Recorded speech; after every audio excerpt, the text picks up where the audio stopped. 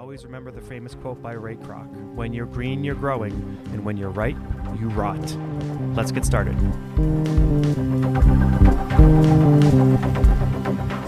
All right, everybody, welcome back to the Growing Band Director podcast. This is, one of my favorite podcasts that I listen to is the Jocko Willink podcast, and he's amazing.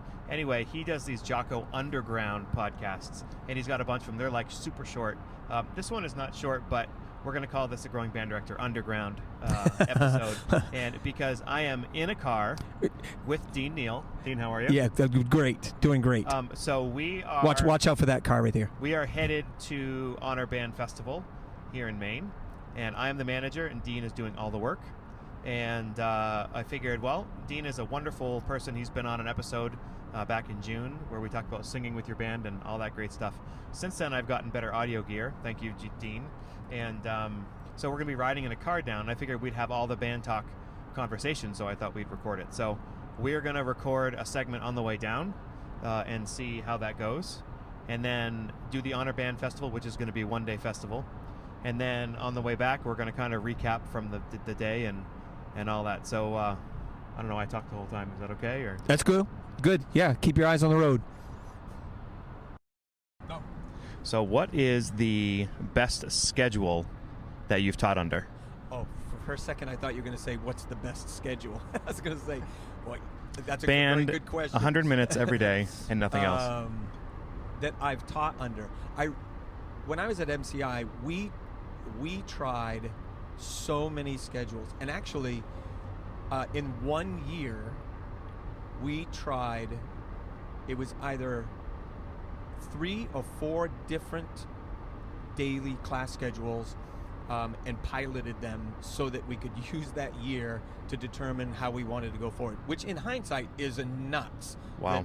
That our students were like test subjects for a period of time where we were trying to determine really what was most viable for our students. So, and what we settled on, I think now sounds really crazy to most people, but after having begun teaching in every day, 7 periods a day, 45 minutes a period, started doing that kind of teaching into like a 2-day rotation where all of the classes rotated through 2 days at different times to and most recently block scheduling of a 2-day A-B or day 1, day 2 rotation.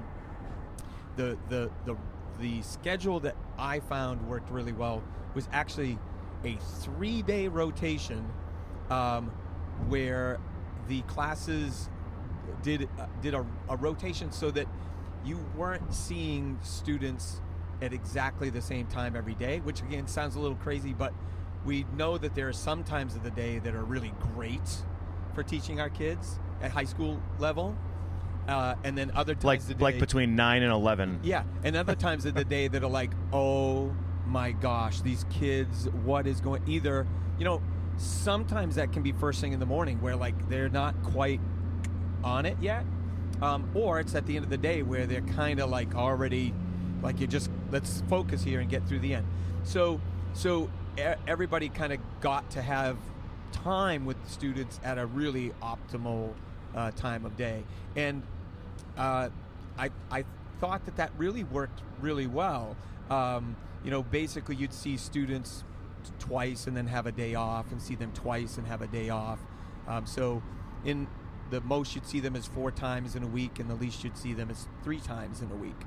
And it worked quite well. I think one of the biggest challenges, regardless of when I think about scheduling, and I've been in smaller schools, certainly less than for years, less than 400 students, and now less than 700 students.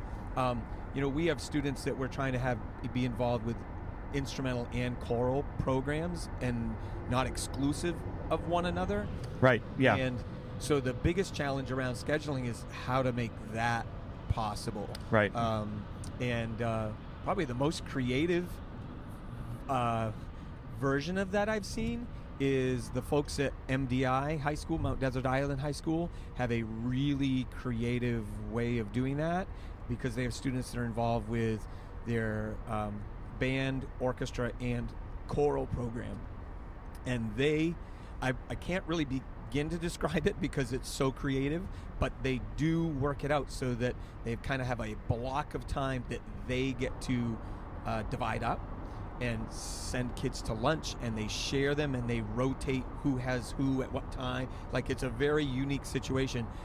And I think in talking to those folks years ago about it, it allows them to share students.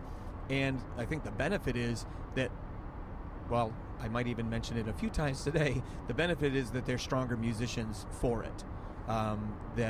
While we might think that, well, students really get to focus if they're in just one, I think if they can really train all those parts of their musicianship, they're stronger overall. So, but yeah, I think, the block schedule thing, the 2 days, 75 or 80 minutes a period, it has some benefits, but there's a lot of lost instruction time that I saw when we went from what we were seeing students in regularly. I think inevitably we saw less instructional time over the course of a year. So yeah, and it's just not good for kids to be in a class that long. I mean, it's just not optimal for their focus. The best one I taught under was rotating. Well, it was a 7-period day, and it was Monday, Tuesday, Friday was all 7 classes, but then Wednesday, Thursday was 3 of the classes each day, or 4 of the classes each day. So we saw them 4 days a week. That was really awesome. That was some of our best playing years, was when I got to see them 4 days a week. Oh, sure, yeah. And I would much rather see them every day or 4 days a week for 45 minutes than 75 minutes every other day, let alone you have a snow day or whatever like that. Oh, absolutely. Yeah, I think the developing consistency is really the key. So having, if it's a little less time but more frequently, 100%. There's just, the whole topic of scheduling. There are at every grade level, I think there are challenges that exist, and I think in some ways they're unique for every grade level. And certainly at the high school, we find ourselves dealing with students that want to attend our career and technical centers more and more, which is great, but we don't want to see them leave our music program.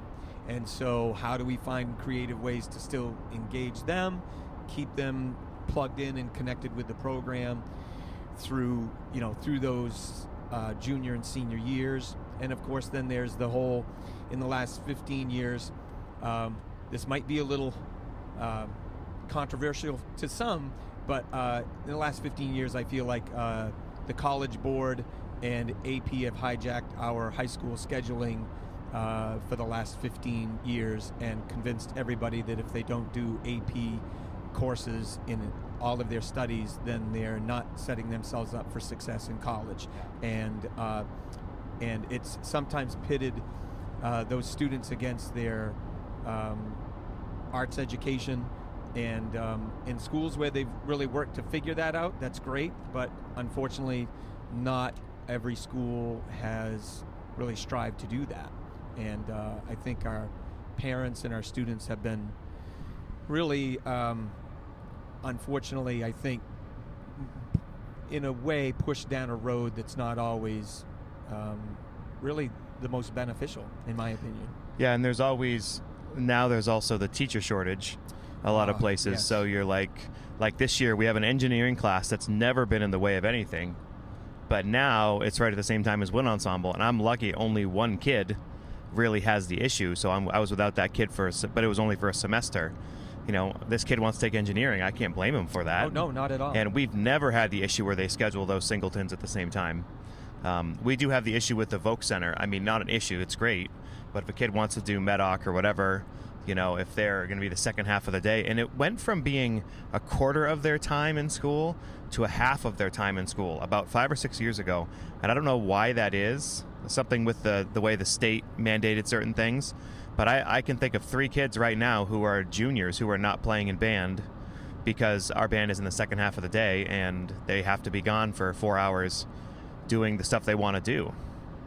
So Yeah. that's kind of a bummer. What I've resorted to keep those kids plugged in is that I do independent studies with them, which is again, it's just a stopgap to try to keep them plugged in. Ultimately the challenge is they're not playing with the ensemble regularly, and so they're not getting that experience. I'm still working with them on all of the music concepts, and they're still developing their skills. But they're not with their friends doing all the things. Yep. And they still come to all the performances, and they're there for all of that.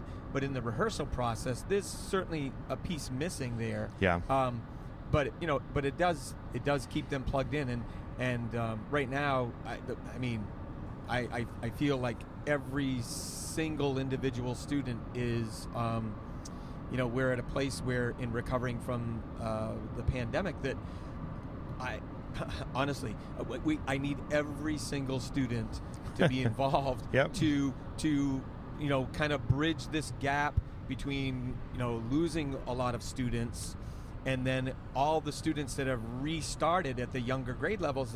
We have such a great group of students, but there's going to be a little gap there where where might seem to some that we're just treading water. We're not, but we are definitely doing our best to thrive with who we have, and so every individual, I'm trying to go out of my way, which is why 2 days a week I start before school with small group independent study lesson groups to keep those kids plugged in. But in the end, that's music education. The kids are at the level they're at in front of you, Yep. and your job is to help them achieve the best that you can. Oh yeah, for sure. So to that end, actually, when we talked about maybe having a little chat on the way down, I think that's. I often say to Lisa, my wife, who's a theater arts educator in school down the hallway from me. So sometimes it can feel like we're just kind of managing. Sometimes it's like, when am I teaching? I'm just managing this piece and that piece, and this kid needs this and that kid. But those are parts of being a good educator, being a good music educator in particular in this case. And one of those things that I've seen in particular post-pandemic, but it's really been growing over the last, I think, 5 to 10 years. There's kind of the new hot button term in education is social and emotional learning. Yep. The SEL. And I think that it's a piece that when we talk about, even when I'm talking to school students about their schedules, I have to be very mindful of where they're at personally, individually, if I really want to stay connected. Giving them ultimatums is a really difficult thing now. 30 years ago, for the most part, I could say to a student, here's your choice, and usually get a response for us in music education that was favorable. Now, if I do that, see ya. Yes. So now if you just flat out just give an ultimatum and say, here's my expectation, and that's what it is, and that is unwavering, and the end. My way or the highway kind of thing. The highway is what we're choosing. I would say, who knows anecdotally what percentage of that is, but I would say the majority of the students, if you give them an ultimatum, my way or the highway today, they'll take the highway. Yep. So I think that piece of social and emotional learning is very strongly connected to arts education inherently, because in the arts, we deal with social and emotional things. We are constantly expressing ourselves through the medium. Yeah. And so it's inherently connected. However, I think as educators, if we think that's enough, that we're touching on social and emotional learning because we teach music. Ta-da! That's right. I'm doing a piece on, we're doing One Life Beautiful. in this honors band here today. And ta-da, we're touching on social emotional learning because we're doing this wonderful piece that's an homage to this person's life and how a fantastic life is and how frail but how strong it is at the same time. All these things, and inherently we are passing on to the students social and emotional learning. Yes. We've got to be more than that. We have to then find ways to still in words connect that, and through listening to them. There are some days that it absolutely right now, if I was honest, it's a struggle for me as an educator some days to feel that I'm meeting my students' social and emotional learning needs, where I maybe felt like that in decades past, that I'd have those days. Oh man, maybe I'm not getting to little Jimmy's. I don't know that I'm doing this. That's much more frequent now, and far many more students that I feel that way.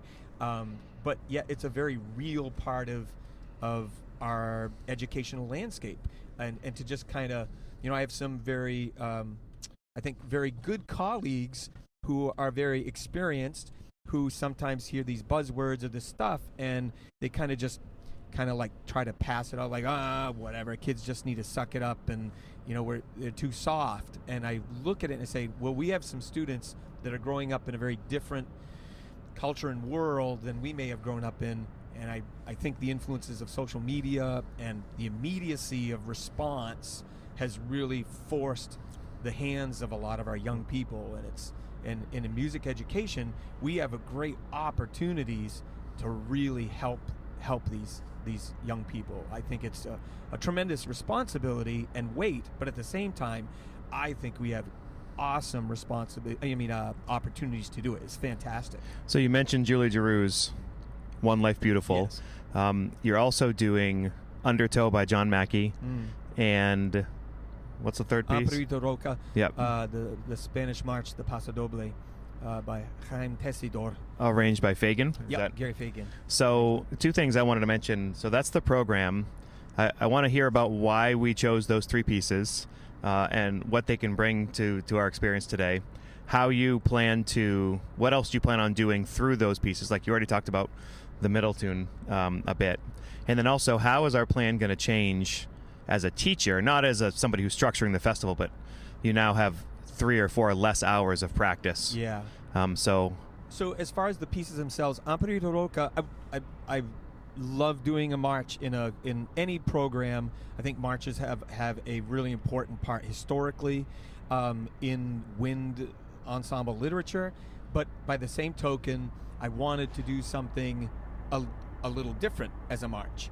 And Amparito Roca is a Spanish march, and it was an early march that helped to really introduce the concept of a paso doble, a two-step march. It was used as a military march. Is a paso doble, that's a dance. Well, is there a rhythm that goes with it? The dance, the paso doble, was really effectively developed a little after, actually, they believe it was first really evolved as a march step that then became integrated into or developed into this dance step, that they took the concept of a two-step idea, if you will, and then developed it into dance. And then it even found its way into like bullfighting arenas and those sounds and those styles. And so so having something a little different, still a march, so it has that consistency of tempo and but it also does some things harmonically, being set in a minor key and then changing to the parallel major, and so that's a little unique too. It doesn't change key like a traditional American march does at the trio. So some unique things about it that I think, and I love Gary Fagan's arrangement of it.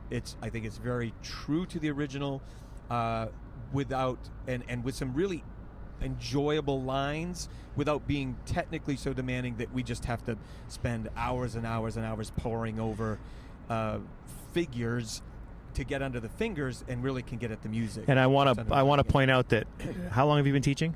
33 years. 33 years. I'm 20 years, so you got me beat by a good chunk.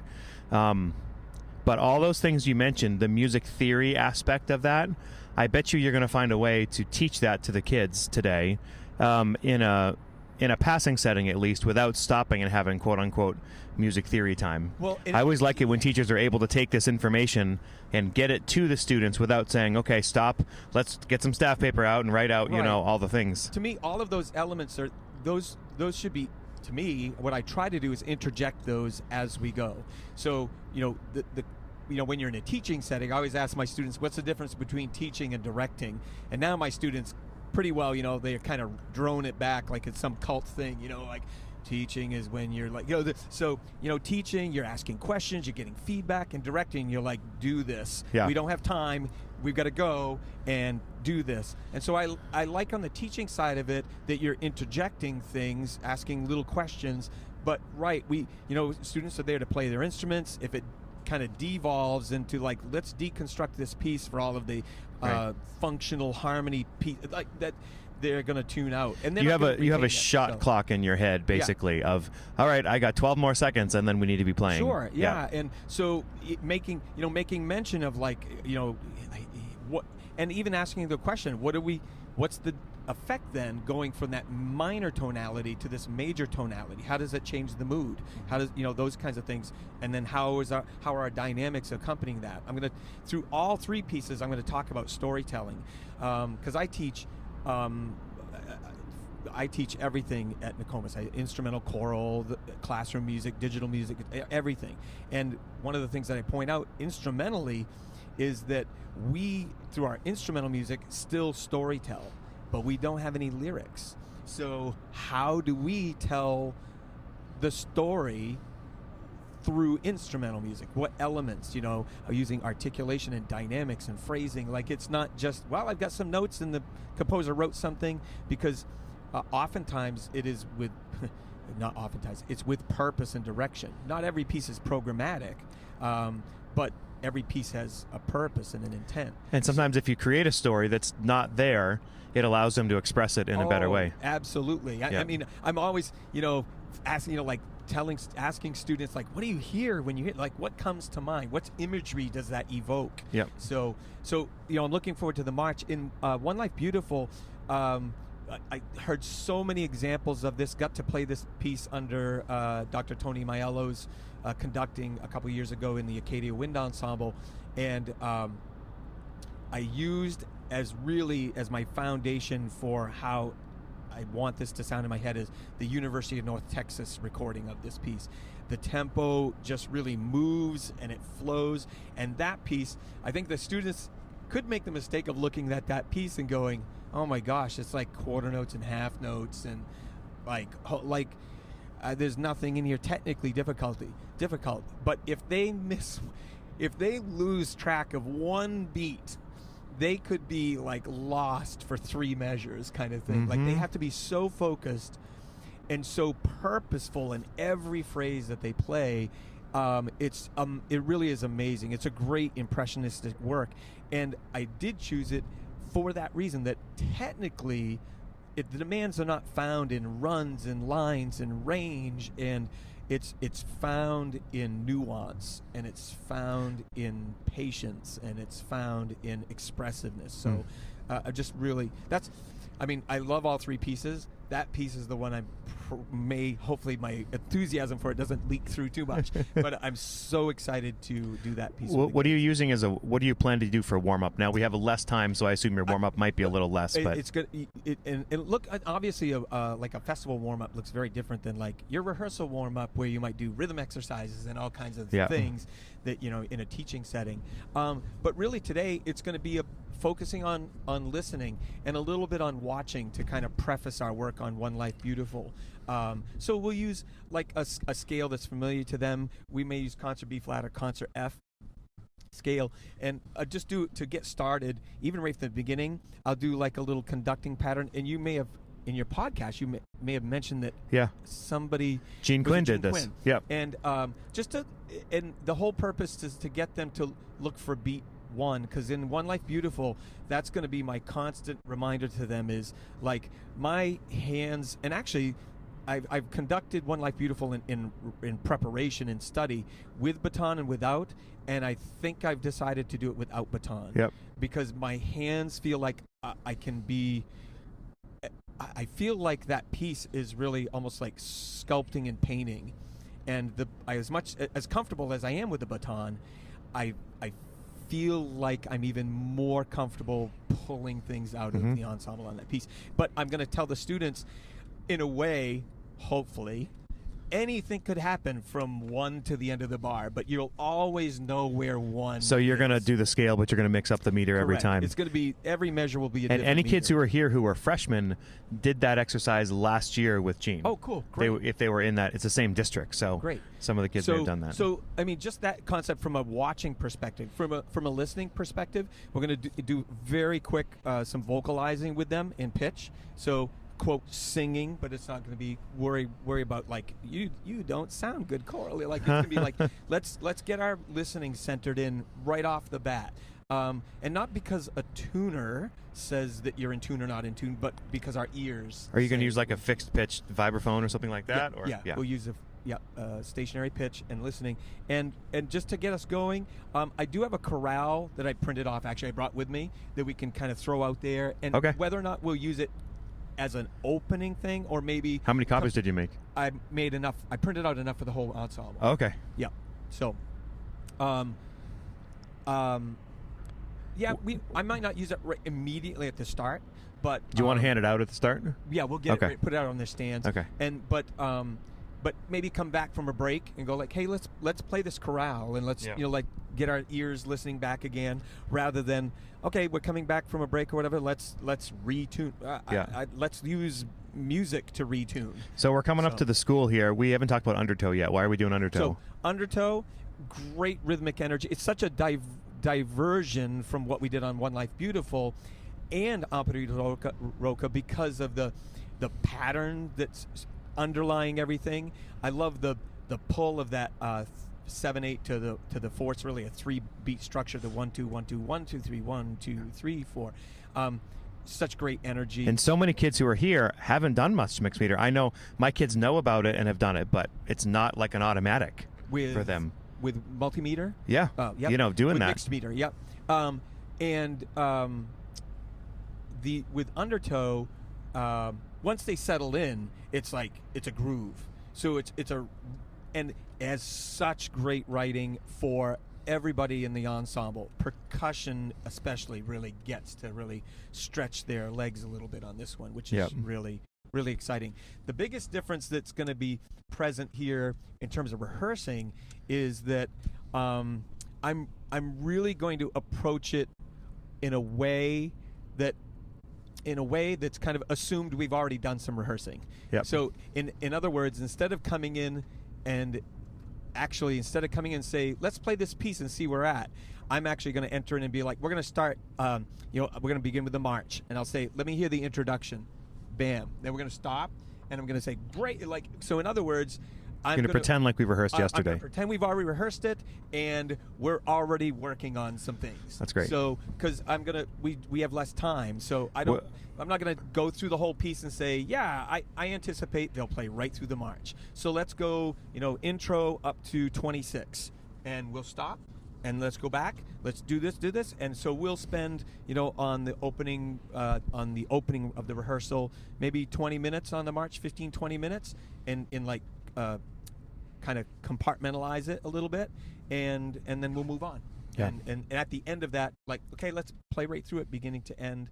So yeah, because we're reduced in time, we kind of have to. But we're going to gain a little time too. We're going to change our schedule so we have the most amount of possible rehearsal time today. So my big thing that I have to watch out for myself personally is that when I know that there's a little bit of a time crunch, my brain starts to process things. I'm like, okay, here we are, because kids are going like, whoa, I got to flip there. So I tend to work pretty quickly anyway. Yeah. So that's good. So I'm always telling students, so like, if you're like, whoa, wait, where did you say? Just ask me where we are. I'm sure it'll be great. So we'll keep trucking along. Maybe we'll check in after the festival and see how it that'd goes. be cool. Yeah. Okay. Yeah, let's check in after the festival, see how it went.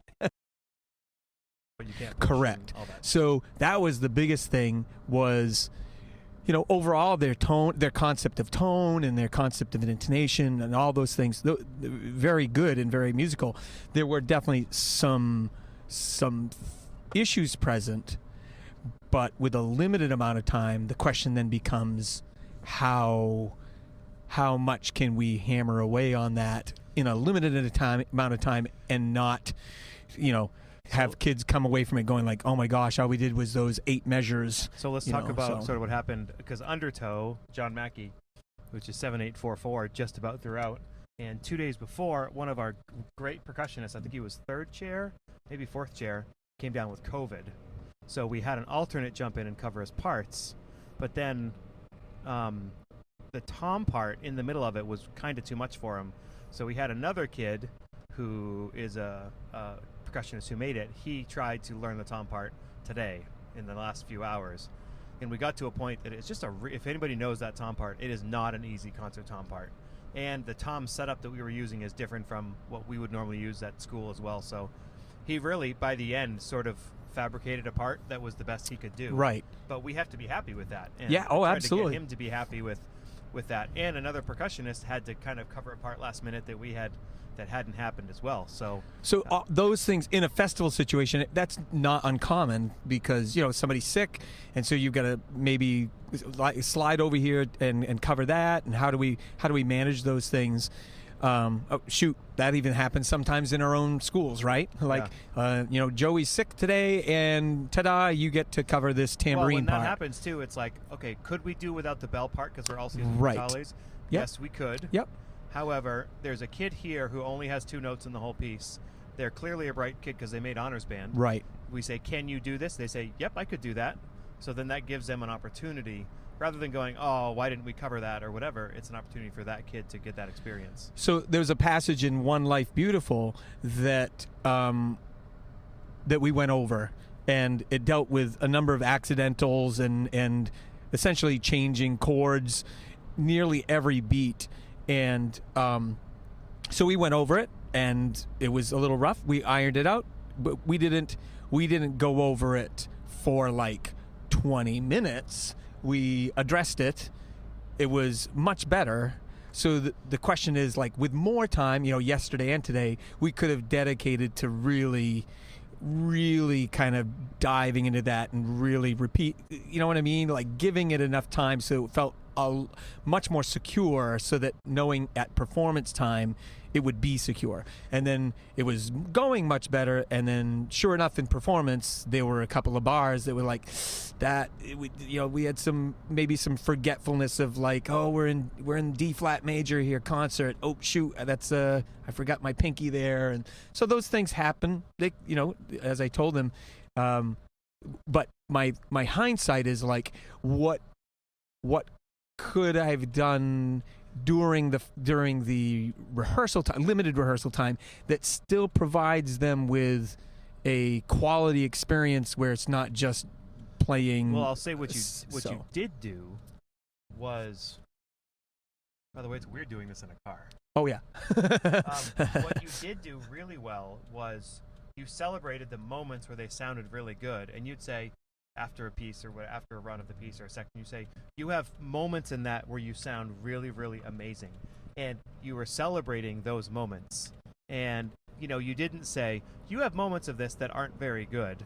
You were focusing on the positive stuff, knowing that there's only so much you can do in a short amount of time. Right. And I think the kids understood that. They were making really good music, and because of the approach you took, they left thinking they sounded really good, which they did. Which they did, absolutely. I think it kind of resonates with other festivals that I've conducted where, I've even had, like you yourself, you pointed out like, oh, I think it's the second trombones, which is great to have another set of ears to pick up on things, especially in a 70, 80 piece ensemble with limited time. But I'm not doing anything besides sitting and listening. Right. So, we, like I told them, sometimes we get an agenda in our head and we get focused in certain areas and we're not picking up every piece in the spectrum.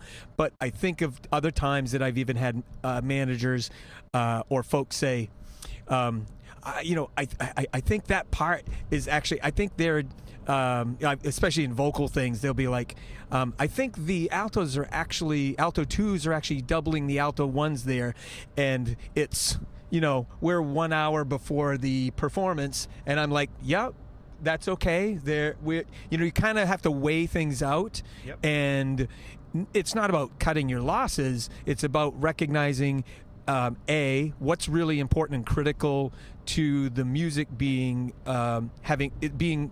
You want to have it to be in solid integrity, right? You don't want to deliver a piece of music that's not true to its intent. But sometimes we are limited, whether it's in ability or time, and so how can we still do that and deliver a performance that's strong, that's musical, and not get too caught up in like every single pitch? And what really kind of struck me about that, I remember Frank Mantooth. You remember the writer Frank Mantooth? Yes. So we brought him in. It was in the ice storm year, 1998. Yes. And I had him come in to do honors band that year. And that was a wacky year, obviously, the ice storm, because being the honors band manager, I got to run the first night's rehearsal because he wasn't there yet because we had ice. And so he was delayed. And I was like, and I was a pretty new, like young teacher. I think I was probably only in my 5th year of teaching or 6th year. I was like, I'll manage honors band. And I wasn't thinking, I'll run honors band rehearsal on the first night. And you hadn't done necessarily score study like you were running. No. So great. So we're going through the charts. Great. And then he shows up basically to say to kids, hey, and we'll see you in the morning. He comes in the next day. The trumpets are playing a rhythm in one of his charts that he wrote. And it was a Latin tune. And the whole trumpet section is playing it incorrectly. Like it's not exactly the right rhythm. And he goes, yeah, trumpets, that's not the rhythm I have written there, but that works. That's fine. We'll keep that. I like it. It works. And we'll just go with that.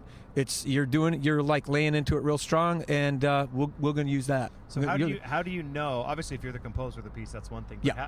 How do you know as a teacher, right, when you can cut your losses and when you can't? I'm going to give my thought, and then Yep.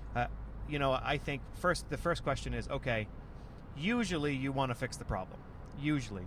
If you Yeah. feel like the kid is sort of at the end of their rope and you sort of maximized what their abilities are, or if you've run out of time to do it, then you find something that's musically going to work and you go with it. Yeah, I've done things like, let's say it's a range issue. So we'll change the octave that you're playing in, and if you develop the strength, then fine, you can play that. If it's a lot of times with, let's say, my trombones, they may have some pitch matching challenges, and so I might, if the tenor saxes aren't playing at that time, I might score out that part to play along with them, to support them in it, and to help them. And then if they're still, struggling to make it, is it a pitch thing? Like that register, can we change the register? Can we harmonize it and give them other pitches to play that is more manageable? Most importantly, you're finding problems and Yeah. you're finding solutions to Right. those problems. If it's a rhythmic thing, how can we still, have them, let's say they've got a figure that goes, diddle-diddle-diddle-diddle-diddle. Well, maybe they go dot dot dot dot dot, like every other note, turn it into an eighth note, so this line is still outlined. So I think we look for those ways, those solutions. Always we need to be looking for those. Yeah, and how do you balance that with composer intent? Yeah. Well, there's another thing. Like one year I had Kerry Marsh. I don't know if you remember him coming in. I love his. There's a chart of his that I asked him to do for big band, but we couldn't end up affording the commission at the time. Oh, yeah. His chart on centerpiece. Oh, yes, yeah. I Yep. love that. It's so good. So I brought him in one year when I was managing the All-State Jazz Choir, and so it was really cool. Like, you get to hang with some of these folks and kind of pick their brains, and like, That's why you should manage. writing and Yeah. stuff like so.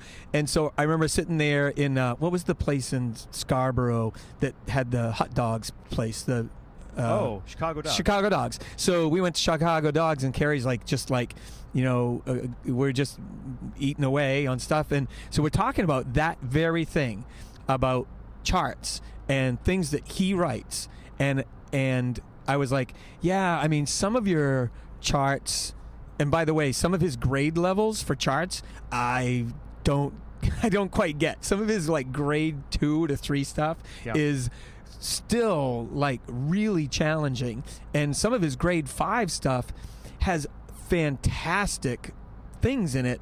But if I could just like simplify it a little bit, there's so much great stuff in it. And so I was like, I've kind of done that a little bit with some of your work. He's like, great. He said, if you need to take something that I've written and use it to make it work for your kids and your students, and it works for them, but you use it as a catalyst for that, I have no problem with that whatsoever. None Can I whatsoever. tell you another funny composer story? So Timothy Marr, I don't know if you remember that name. Yep.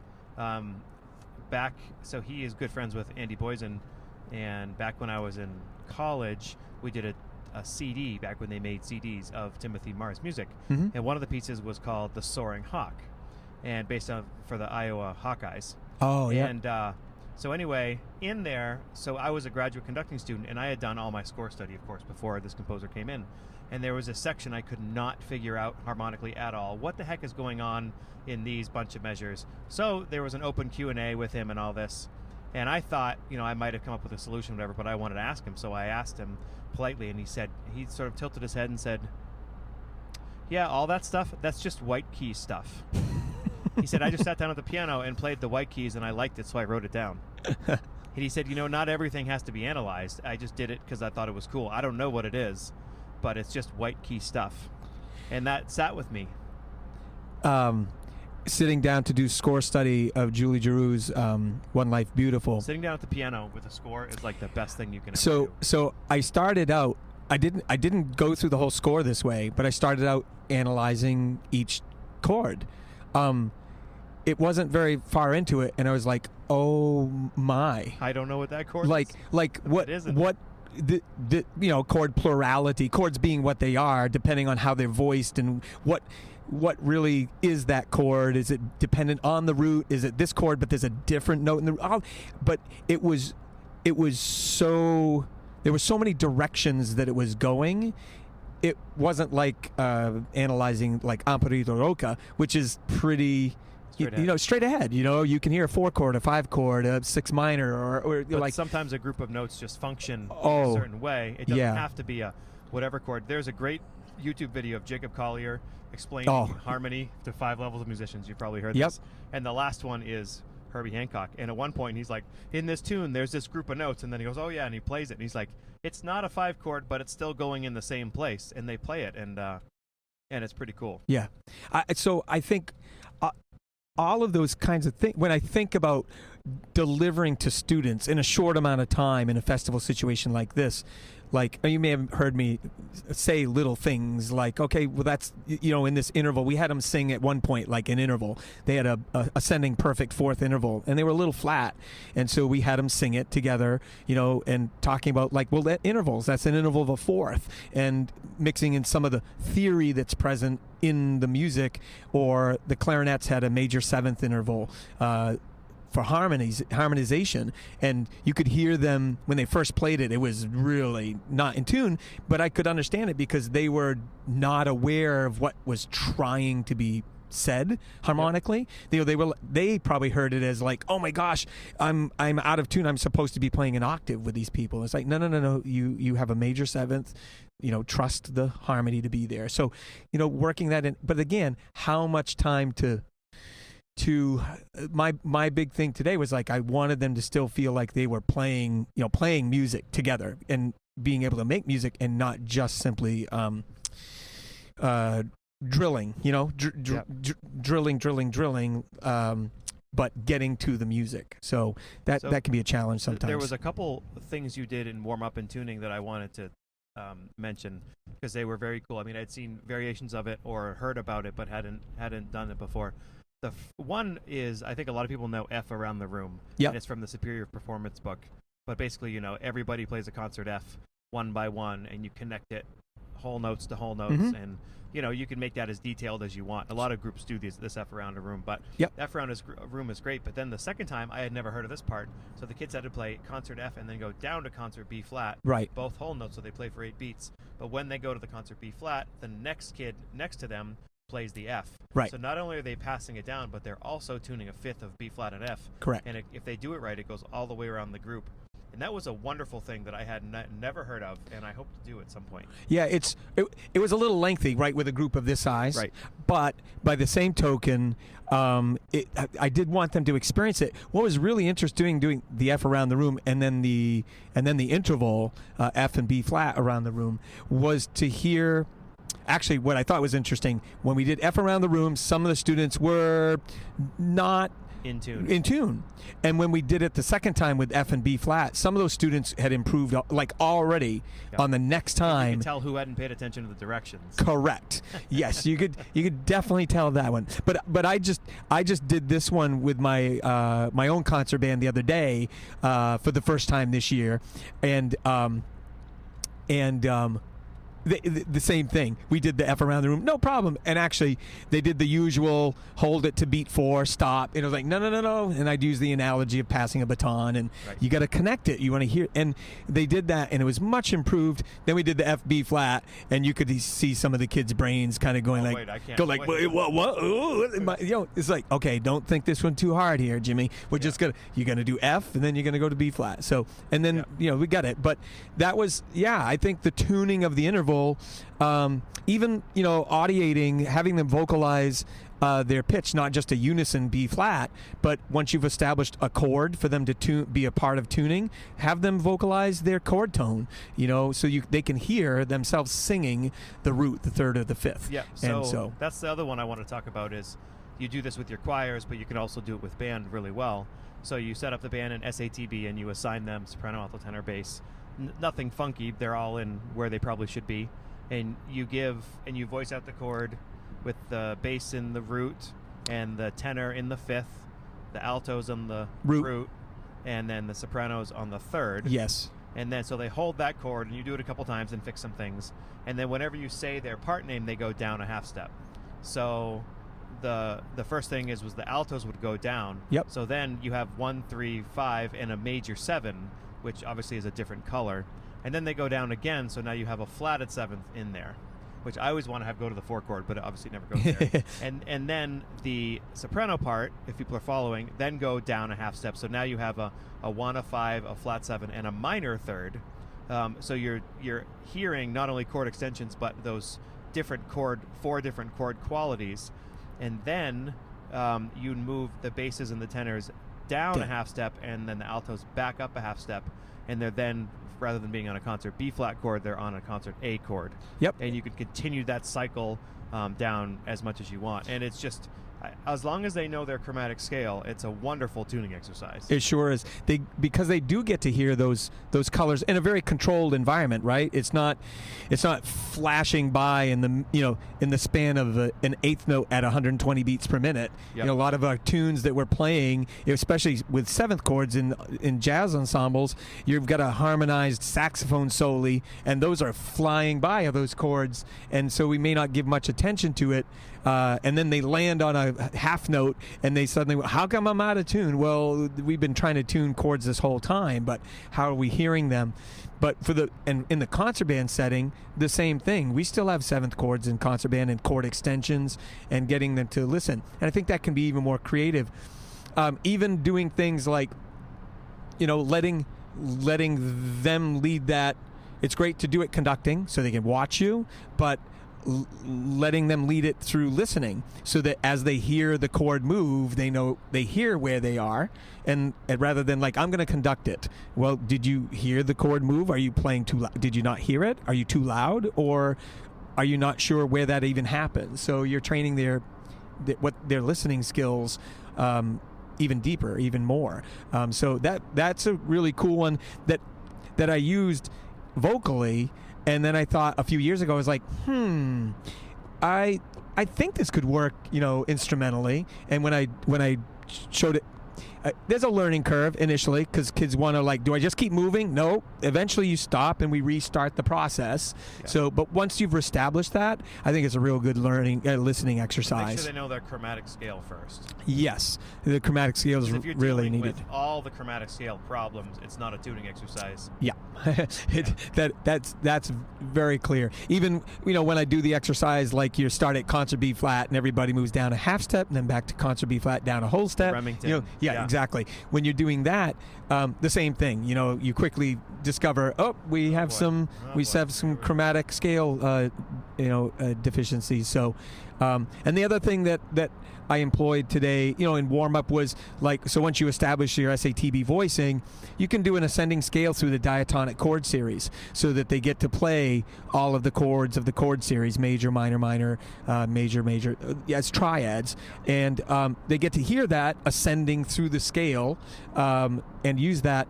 And then I incorporated that also with just a conducting exercise so that they could be watching for beat 1, which they did great right out of the gate. Actually, they did really well with that right off the bat. So that was really enjoyable. And then we had those 2 chorales from Ryan Fraley's free download. You can download those free right off his website. It's from his 3 chorales little collection, and we did 2 of them as just return to rehearsal. Kind of I think of it less as tuning and more as refocusing. What do we sound like? Yeah, sound like, and also their brain. SAT, are those get back. 4-part? I didn't look at the score. Yes. They're just basically 4-part. Oh no, that's a full. Well, it's a full score. It's all scored out, and no, it's generally 4-part. But there's a lot of interesting color in there in his chorales. It's not just strictly triadic. There's definitely 7th and chord extensions in those chorales. They're really colorful and great. When you sometimes some of the chorales that I've seen is here's a great warm-up chorale. It's kind of fraught with it's like a band piece. Yes, you gotta work on you're oh my gosh, the range extends and there's overlapping rhythms with ties that 16th note moving it's okay, I just need them to hear chords and movement, and I think those pieces really do that really well. And in this setting, I think they serve a purpose for kind of okay, folks, we just were gone for 15 minutes. Let's come back and kind of reestablish that we're returning to rehearsal mode. So you mentioned some of those pieces. Flourish for Wind Band by Rayfron Williams, I think, is a piece that a lot of younger teachers might not know. The issue that I have with it is, the lack of percussion. Yeah. So if you have to spend a long time and you have a lot of players, it's tough, but it is so exposed. It's a grade 3, even though the trumpets have to go up high and it's kind of rangy, but it's a wonderful opening portion. If you have a group that's in that grade 3 level and you want to play something by a real classical master. Oh, yeah. And so many great tuning points. If you the perfect fit. if you I want to do something that really focuses on that, but I don't want to do a chorale. That's a great piece that is not chorale, but it's still got a lot of those elements that you're looking at tuning and wonderful. And you mentioned Julie Giroux because we did Undertow. There's 2 other pieces I want people to know about. If you don't know it, one is called Let Your Spirit Sing, which is by Julie Giroux. It's a grade 2. It's in an open key, and so all the accidentals are written in, and it goes through lots of key centers between G major, E flat major, D flat major, G flat major, but there's accidentals everywhere. But the piece kind of plays itself. I mean, I would call it a hard 2. Maybe it's a Texas 2, but the piece plays itself, but there's lots of accidentals in it. That's a really, really awesome piece. And then the other piece that reminded me of Julie Giroux's that I've done is her version of Silent Night. I don't know if you know this piece. No. So it's, sorry, I misspoke. Oh Holy Night. So Oh Holy Night, it's done with soprano soloist, not soprano saxophone. Voice. Soprano voice soloist in front of the band. So she reharmonizes Oh Holy Night, which is such a great tune, but it's very close to the original, but in a little bit of a different way harmonically, and just having that vocalist out front. But you need that opera singer. Yeah. You need the vocalist. Anyway, it's one I was going to say a chorus, but it's one verse in French and then Oh. one verse in English. And so if you have, it's a grade 3.5, maybe easy 4, but if you have that special vocalist in your department, that arrangement is really awesome. Cool. It's Cool. great. We sincerely appreciate you taking your valuable time and listening to the Growing Band Director podcast.